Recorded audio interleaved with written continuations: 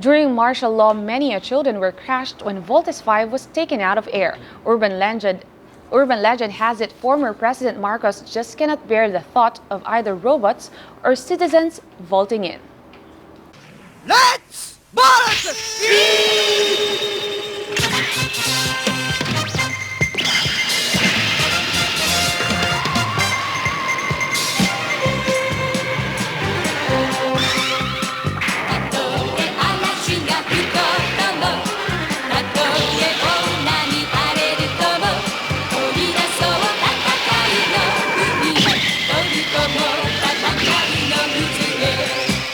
Voltes 5, the #1 cartoon on television in the mid-1970s, was banned by former President Ferdinand Marcos.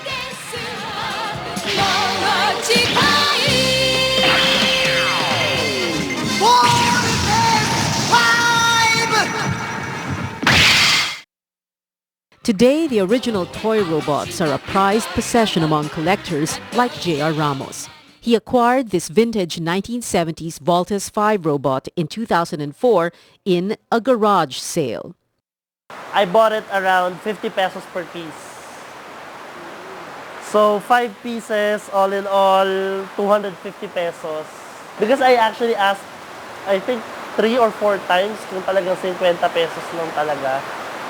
And itsura pa niya parang hihingi pa ako ng tawad. But JR is only 29 years old, so he wasn't even born yet when the cartoon was on air.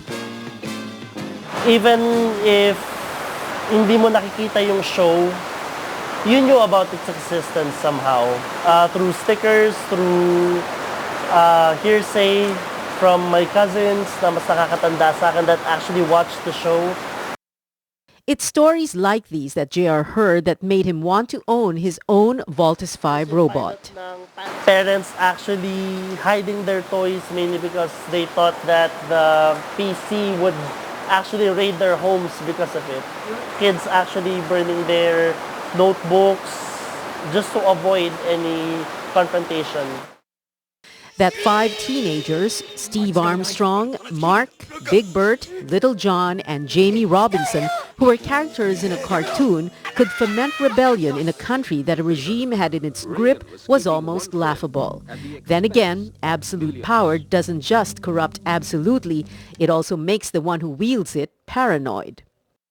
They were just 5 teenagers up against a whole empire. So you could basically tell from there that Marcos really wasn't too pleased with the, how should I say this, with the whole rebellion aspect of the story. Ano ba yung finishing move ni Voltes 5? The laser sword. Laser sword, he powers up, he turns all yellow. That's the theory that I heard from a friend.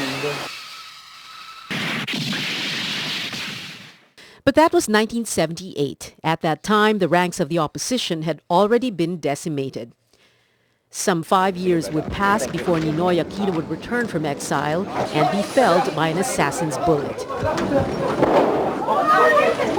And only then did yellow become the color of protest against Marcos. Not far from this street corner, many a yellow rally were staged by opposition Makati.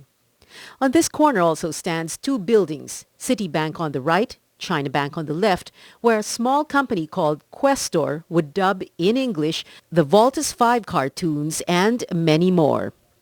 Henry Shalkovsky was a voice talent for Questor. When the ban on Voltes 5 was lifted, there were a few episodes left that Questor turned into a movie. I was a dubber, voice talent, but I didn't work on the original series. I worked on the movie, which was done several years after the ban. For the Voltes 5 movie, you did whose voice? Dr. Armstrong. I worked as a voice talent for some of their earlier robot shows, UFO Grendizer, Dimos, and I did a little bit of tech work for them for the other shows like Makanda, Masigarsi. Henry remembers what it was like for a company that had the #1 show on TV at the time. It wasn't just the kids. The adults loved the show too. At the end of the day, Makati executives would go to the gym, work out, and Voltes 5. Henry says there were many urban legends about why Voltes 5 was banned, but he says even they at Quester felt sometimes that the violence was a little bit too much. Urban legend or no urban legend, Voltes 5 was seared into the collective memories of an entire generation that lived under martial law. A generation that is far removed from this present generation of young people who, because didn't live under martial law, will most probably only understand it if a dictator were to take away the internet or anime even from them. Pia Ontiveros, 9 News.